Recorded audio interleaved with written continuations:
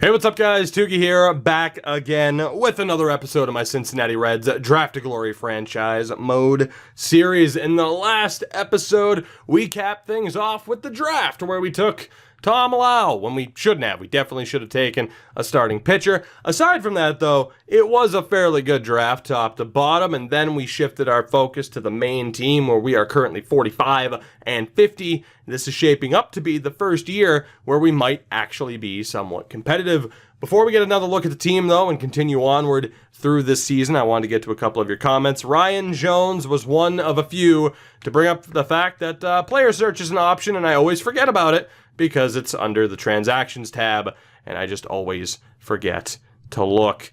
That said, let's get to Puck Nerds comment. He wanted to take a look at someone on Milwaukee, that being Ryan Hennessy, who is a 72, so he's actually pretty damn good, and a shortstop, Johnny Alvarado, on the White Sox. God, I wish holding R2 worked like it did on the roster screen. It does not. Alvarado is a 75, so two really good players, admittedly. Dalton Claude, if you have a somewhat decent season, could you dig deep, overcome your self-admitted laziness, and do a more thorough stat recap?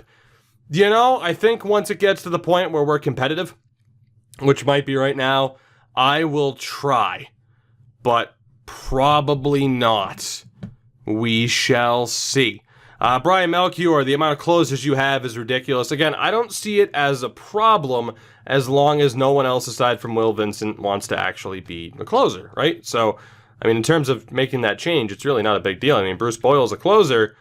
He doesn't expect to be a closer. Where is the issue there as far as like, oh, you have too many closers? As long as they're not Vincent expecting to be the closer, to me, it just doesn't appear to be an issue. That said, let's get down to business, although quick shout out to Mad Skills as well. I will check out that video, but for the most part, we're not looking that bad. Again, pitching-wise, we've been doing relatively well. No real complaints. Vincent is the man. Lineup-wise as well, it's looking pretty damn ridiculous. I'm fairly happy as well with the way the team is set up. Steven Ryder, thankfully not looking for star treatment, so he's fine with being the fifth option. Of course, that's the DH lineup. The no DH lineup has Ramon Vasquez on the bench, because I've been trying to get Vasquez a little bit of playing time. So unlike in previous seasons here, we're going to try to stay live for this. Hopefully there aren't a ton of injuries to the squad, and I want to see how we do moving forward, and the answer is quite well, as we're back up to 500 and now over 500. Whether or not that sticks, we'll find out, as the deal is done between the Pirates and the Brewers. Don't really care too much about the messages. So 55 and 55, 500 as of August 1st. Not bad. Take a look at the disabled list. We're not missing anybody all that important. We're just 3.5 games back of the Cards. We very much have life, which is nice. Let's sim a block of games at a time, as we can't exactly shake that 500 stretch. Down to 59 and 61 here. Can we turn things around against Philly? Apparently not. We'll go auto fix for the AAA lineup for now. 63 and 64, and we did pick up an injury to one of our pitchers. Let's see who that was. Also, Francisco Jimenez is out. It's Logan Allen, out 6+ months with a head fracture. That hurts a lot. I mean, the literal injury, but that also hurts the strength of our rotation. As far as who gets called up here, it might have to be Carrasco, but I'm a little bit afraid of potentially ruining him. We could go with another reliever instead and have someone just be set up as the long reliever, although granted, not sure who that would be. No one exactly has a solid level of stamina.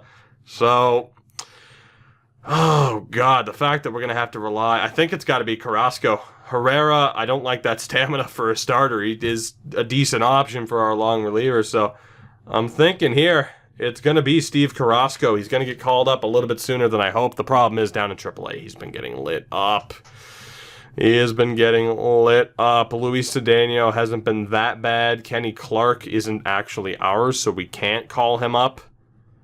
This was probably the worst case scenario. You know what? I think we go with John Johnson. I do. He's already on the 40-man. Let's move him up. And down in... yeah, we can just move up Oscar Diaz. That'll be fine. He'll get lit up. And, of course, they're dealing with the one injury to the outfielder. But for the most part, I'm happy with this. Right now it has Johnson there. We will swap him. I think Johnson would have had the most stamina among relievers anyway.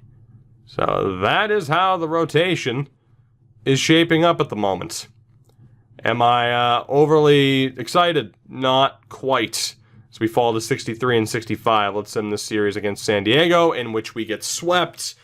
And suddenly our playoff hopes are looking a lot less likely, as we also lose Eduardo Herrera immediately to a broken arm. Wow. Talk about a bad string of luck. I mean, we are still on pace. Carrasco's on fire lately. Up to a 73. Steve. He's a legit... Steve. We're going for Steve Carrasco here. Let's do it. Desperate times. Call for desperate measures. Let's do it. Bump up Kenny Clark to AAA. And we'll bump up Josh Marte to double. Steve Carrasco will get the opportunity that I wanted to avoid him getting. Wanted him to, get a little bit more seasoning. But here we go. He's here. Let's do this. Manzanillo, though, gets to start a big 3-game stretch against the Cubs here. As we'll go auto fix for the AAA lineup. We lose 2 out of 3, down to 64 and 70. Only 5.5 back of the Cardinals, though. We have a chance. We're 6.5 back in the wild card. If we can catch fire here through September, we have a chance. I mean, for the most part, things aren't looking terrible for us, though. I think I am going to take a little bit of a step forward, though, and get a look at this lineup. I'm mainly going to look at the non-DH lines here. So Stower's not exactly killing it as of late. Still has a above 300 on-base percentage, though. Brian Lopez not exactly killing it either, but still with him being listed under star, we're not exactly ready to drop him. I think the big thing here, of course, is that Bobby Bloom's a little bit banged up. For how long, I suppose, is the question. Out for a day or two. With Bobby coming back, I'm going to sim this first game against Pittsburgh. It's another loss. Bloom is back to 100%. Again, we have manual control, though it's at least smart enough to get Bobby back into the lineup. I'm going to give us a little bit more time to turn things around here, but maybe we explore these options, see how this other game against Pittsburgh goes. We're down to 65 and 72. Let's sim this first game against Philly just to get into September. It's another loss. The AAA Ball Club finishes with a very nice 69 wins. Not good enough to make the playoffs. The AA Club also not good enough to make the playoffs. So let's see what we have to deal with here. Now, 6.5 games back. We are very much on pace. 68 wins, we're at 65. We're very much on pace to take that step forward. Unfortunately, though, a combination of injuries and just underperforming players as Carrasco was lit up in his first game. I feel so bad. The September call-ups have also now been factored in, so I'm going to give the AI control over the lineup and over the rotation for the rest of the season, and we'll see what happens here as we end up getting swept by Philly again. I think it's a bridge too far to think that we're going to be in the playoffs this season. Unfortunately, we wanted to take a step forward. It was possible, and with that sweep of Minnesota, we're back on track. Just 5.5 back. I want to check the wild card, 9 back. So if we're going to make the playoffs, we have to win the division. It's a very close division because no one's that good. So there's a chance. Still the 29th ranked team. Let's see what happens. A big 3-game stretch against Chicago, and we win the series at the very least up to 70 and 76. 6.5 back now, though, of the Cardinals. Again, unless we go on a massive run here to end the month, we're in a lot of trouble. We are playing the Giants over the course of the next 4 games. They have a drastic I was going to say a drastically bad losing record, but that's not correct. I mean, 61 wins on the year. We end up taking 3 out of 4. That is huge for us, but still 5 games back as the Cardinals continue to win. Oh, boy, I don't think it gives an elimination number. It doesn't. It doesn't. 6.5 back of the wild card. We just have to keep winning. That's what it comes down to. We just have to keep winning. The good thing is some players starting to pick up a little bit of momentum. Let's see. 3 games against Washington. They have a winning record. We need 2 out of 3 at the very least, and we get it. 75 and 78 now on the season. 3 games against Colorado, 3 games against St. Louis, and 3 games against Milwaukee to end the year. Where are we right now? 4 games back. 4 games back of St. Louis. That series against the Cards is going to decide how this goes down, but we can't lose to Colorado in the meantime, and unfortunately, they have 12 more wins than we do on the season, so this is going to be tough. 2 out of 3 is needed, and we get at least 1 win, 4.5 back. This is what it comes down to. Of course, we've already, by far, set our wins record up to, 76? The previous highest was 68, so we're looking good. But this is it. This massive point swing. The Cardinals, as it is, are half a game back, but they haven't. They have a game at hand on Pittsburgh. We have a chance, but we have to beat the Cardinals to do it. That is the only way we catch them, and if we do, that makes the final few games against Milwaukee very, very interesting. We're not going to hit the wild card. There's no way. We have to win the division. Let's see what happens. First game against St. Louis is a loss, and that'll probably do it. Second game's a win. Third game is a win, 15-6. John Johnson gets the win. We have 3 games left this season, but we're 5 games back. That's it. Unfortunately, the games that we lost to the Cards sealed our fate. 7 games back in the wild card, 5 games back in the Central. That'll do it for this season, but still, to be competitive, granted, in an extremely weak division, without one team who's really kind of dominating, but still, to be competitive to the end, I'll take it. Some of those injuries really didn't help. Let's sim the final 3 games against Milwaukee, where we get swept 78 and 84 on the season. A step forward, but again, a bridge too far for us to make the playoffs. It'll be Texas and Seattle. Winner plays Boston. Oakland plays Detroit. In the NL, you have Washington and Miami in the wild card. Winner plays Philadelphia. Pittsburgh, back in the playoffs. They play the Rockies. Let's get a look at how the season went for us, shall we? I want to start off with MJ Melendez at catcher. An 81 down to an 80, which isn't that bad. Some decent improvement, only 1 minus, and that was the power against lefties. 15 home runs on the year, 59 RBIs, a 247 average, 353 on base, and a 413 slugging percentage. For those that care, which is probably most of you, 3.2 WAR on the year. Let's take a look here. I'm just going all the way through, all right? For those of you that want to get really in-depth, tell me what I should know about MJ Melendez. I know you will. We go to Henry Shipman, 78 overall, but up to an 80. Not too bad. Some decent improvement as well. 80 overall for a C potential guy, though. I'll take that. 5 home runs, 25 RBIs, and a 248 average on the season. 338 on base, as we will slowly but surely click all the way over 2.0 WAR on the season. There's just so many stats. I love it. I really do. But I won't lie and say that I care more about analytics in a hockey sense than a baseball sense. That has a lot to do with my laziness, although I know that if I put in the effort, I know what the majority of them mean, but I know if I put in the effort, we might end up with better results, but god damn it, am I just lazy.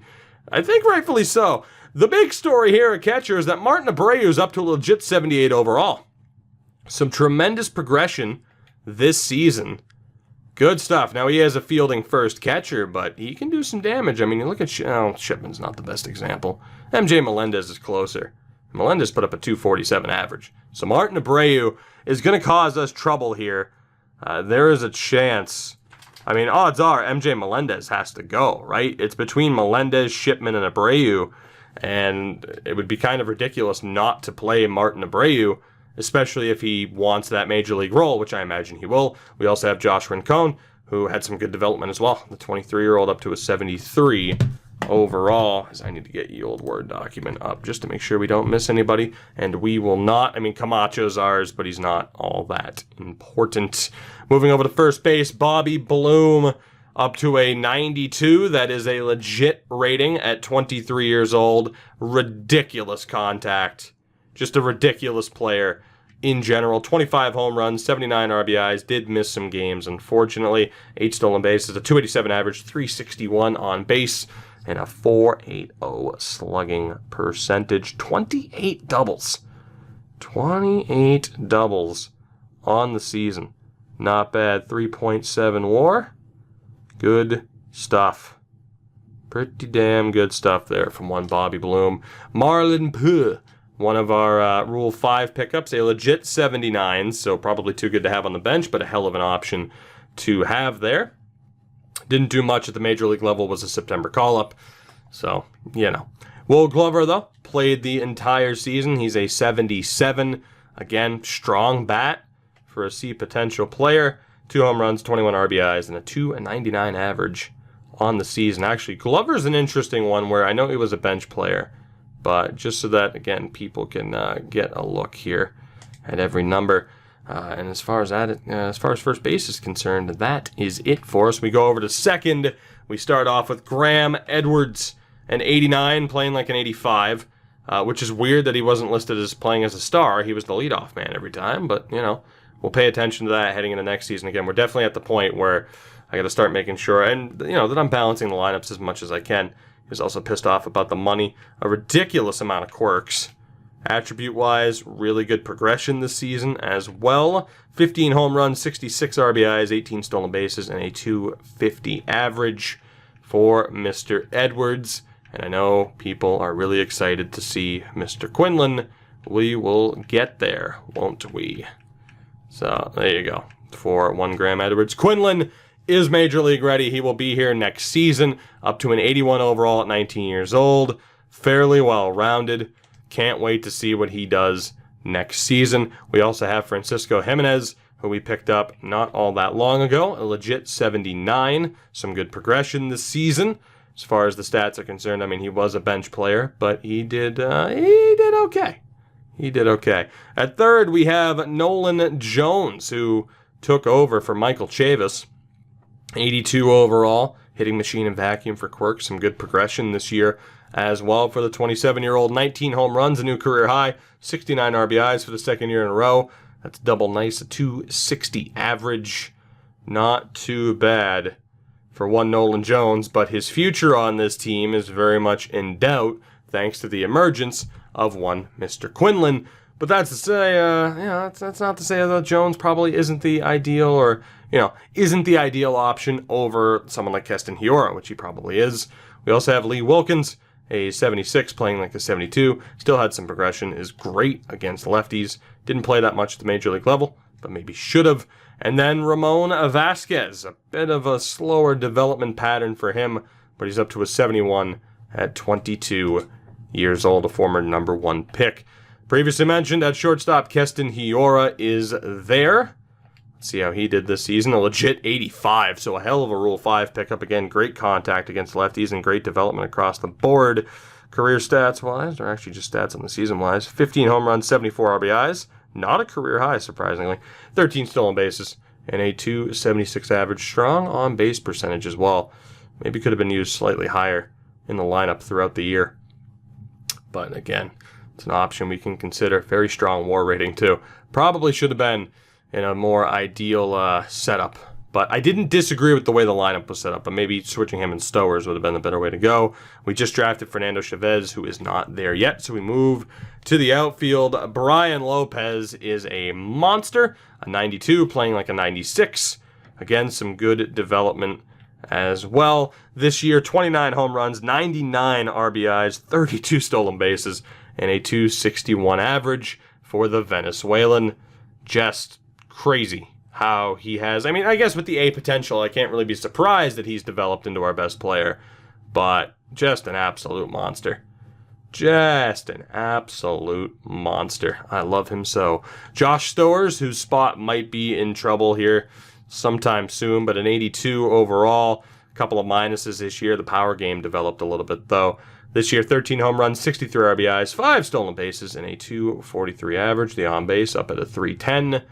Not too bad. Again, just trying to scroll through so you at the very least get to see and get a quick look at the stats there. Dave Miles is also ours, up to a 70. Calzado, still ours, as is Avila, but we're not too concerned about them. In center, Eduardo Carrillo played the entire season down in AAA. Certainly too good for AAA, but otherwise we risked losing Glenn Huff, who is up to an 80. He's a 76 legit, but that worked out quite well for us to have Glenn Huff be a role player this season. So not too bad, 100 at-bats. 2 home runs, 6 RBIs, 7 stolen bases, and a 240 average. Could be quite useful for us moving forward. We have Bryant Kay as well, a 75. Stephen Booth, also one of our guys, but only a 63 at 22 years old. That's pretty rough. Like, even if we were to have drafted him at 22, that would have been quite rough. In right, Steven Ryder, a legit 87 overall. Some good development this season as well. Some minuses to the speed game, but 21 home runs, 83 RBIs, and a 272 average. So again, quite solid. No real complaints. A 1.1 wins above replacement marker. I like what I'm seeing there. Archie May up to a 70. Montag is also ours, as is Williams and Leary, but of course they're not as promising. We move over to the closers where we have Will Vincent, who is just the apple of my eye. 95 overall for the 26-year-old. Some strong quirks as well. Some decent development this season. And as far as the stats are concerned, 42 saves, a new career high through 48 innings of work. Strong ERA, strong whip as well. Only 5 blown saves on the season. Good stuff with a 253 FIP. So the fielding independent pitching. That's right. I know what it stands for, damn it. I looked. Because that's one of the ones I actually didn't know what it was. We have Bruce Boyle as well, who's a legit 85. So again, despite being a closer, he's not wanting to be a closer. So is it really that big of an issue? I don't really feel as though it is. Some decent development still for him as well. 108 innings worth of work, though. So, I'm all right with it, though. 26 holds on the year.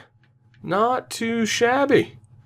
Not too shabby at all. Norman Garner, who got the call-up, surprisingly. He's a legit 82 overall. Still some decent development for the 20-year-old Hawaiian. In his first season, didn't get all that much work, though.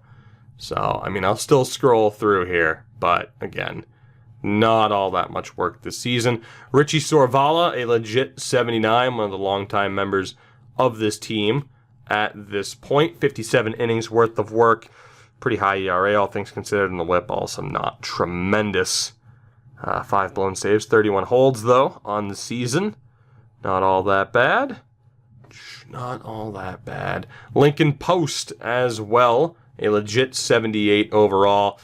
Some minuses, though, on the season. So not a long-term solution, but fills the role for us now. 80 innings of work this season.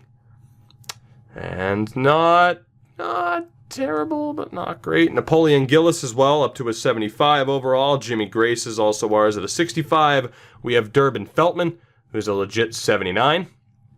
Couple of positives, couple of negatives there. 99 innings of work for the former Rule 5 pickup. The whip's pretty solid. The ERA is pretty solid, especially compared to past numbers. So it's nice to see Feltman have a bit of a return to form. 16 holds on the season. Overall, not that bad. John Johnson also would have gotten a little bit of work at the end. A 73 overall. Of course, we had to call him up due to the injuries, but some decent improvements and got 21 innings worth of work. Pretty much as we started off this episode, just due to the injuries. So there is that. Aside from them, Edwin Velasquez is ours, up to a 73. Alex Shearer is our Alan Shearer. I knew it. I said in my head, don't say Alan, it's Alex. And that put the name Alan into my head. Shout out to Newcastle. Agustin Silva, also ours, not all that important. Jack Burton, the only other C potential guy that I believe that we have. And for starting pitchers, again, this rotation not looking as strong as it once has, but that's out of necessity. Mason Denneberg, an 85 overall. A couple of positives there on the year. 8-10 record, a 3.66 ERA, which is okay. So, all things considered, I'm not too upset. 23 home runs all out in the season. Highest WAR rating he's had in his career. Sean Jelly, the 80 overall. All 6'10" of them.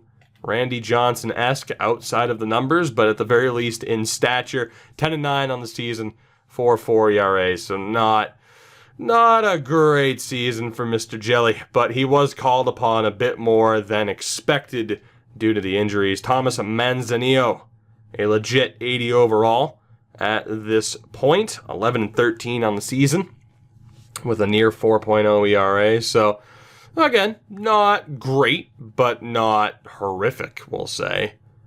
I'm all right with those numbers. Logan Allen, of course, picked up an injury, the 83 overall. The head fracture, still a 6+ month injury.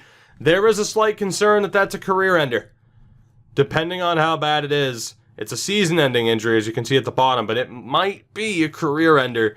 There is a chance of that happening. I'm a little bit nervous for that, but he was 8-5 on the season. Had a pretty strong season going at the time. I'd like to think he'll be back, but you never quite know. Joe Bailey, an 82, out due to injury as well. Highly underpaid, so he should be looking pretty good heading into next season. The stamina, not exactly ideal for a starter, but 6-14 on the year. A sub 4.0 ERA. Looking okay. 2.3 WAR in his first season. Steve Carrasco, a 73, up to a 76 thanks to Morales. Some decent development for the 20-year-old future ace. 0-3, has not yet gotten his first win, and clearly was not ready for prime time. From there, we had the likes of Eduardo Herrera as well, who we had set up as the long reliever all season long. 73 overall, and he was not great, but I suppose not terrible in the role, given his, he wasn't tremendous, but, given his overall and everything and what we needed for him. Trevino up to a 70, Martin up to a 68, a couple of C potential guys there as well. P.J. Conlon is not ours. Is there anybody else of a high potential? There is not. So there you go. A look at the season that was for us. Lopez led the league in stolen bases. As far as awards are concerned, we will wait until the end of the playoffs. So the Red Sox beat the Rockies. They're partying like it's 2007. 19 years later, the Red Sox win it again. Let's take a look at the awards on the year. Postseason MVP, Royce Lewis and Mike Trout. World Series MVP was J.D. Davis. MVP Alex Baum and Cody Bellinger. Sean Reed-Foley and Mackenzie Gore win the Cy Youngs. Batting title to David Min and Bryce Harper. Reliever of the year, Stefan Nogasek and Jason Comstock. Rookie of the year, Cole Brannon and Russell Michael in Philly. Hank Aaron awards to Tyler Naquin and Brandon Nimmo. That does it for another season. Again, overall, somewhat optimistic. I mean, we ran into the injury trouble, so that sucks. And thankfully, we did not lose our starting pitcher due to injury. We did lose Jimmy Grace, which isn't a major loss for a D potential guy. So, and actually, in fairness, I think he was ours. I elected to get rid of him, but still brought him back. So, no major losses there, which is pretty nice. Any Hall of Famers? Indeed. Clayton Kershaw, Kenley Jansen, and Jose Altuve all call it a day. Let's take a look here. This is going to be pricey. Stat-wise are actually good. So obviously, we're going to be looking to bring back Bobby Bloom. Hiora, that's the debatable point, right? Because if we look at this infield, Bobby Bloom is set, Edwards and Quinlan. I think Hiora has to go. It's either Hiora or Nolan Jones, but the option's on the table right now to get rid of Hiora and not Nolan Jones. So, I mean, there is some ridiculous development there, which, to be honest, might even help us. He's an 85. The odds that he doesn't get signed are very slim, so more than likely we will get compensation for him He's coming off of a very strong season, his highest batting average ever, on base percentage as well. Obviously, that's troublesome, but at the end of the day, it's still a 30-year-old player that would be, moving on from to make room for Joe Quinlan. Obviously, though, when you see a 98 contact rating, it's a bit worrisome. I mean, he is a very well-rounded player.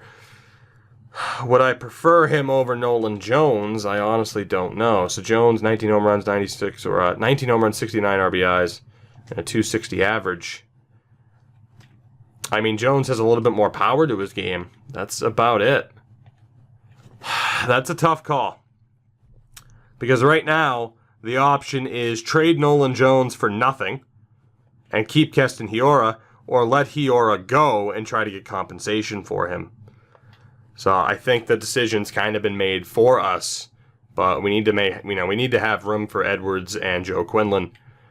Henry Shipman as well. I think we just try to get compensation for him. I really like him. He's a fairly strong bat as well. I mean, a 284 average and 190 at bats, but he's not going to be the starter.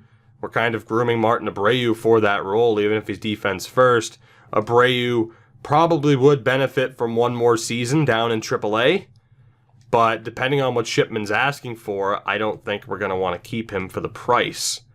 Yeah, he wants $6.6 million per.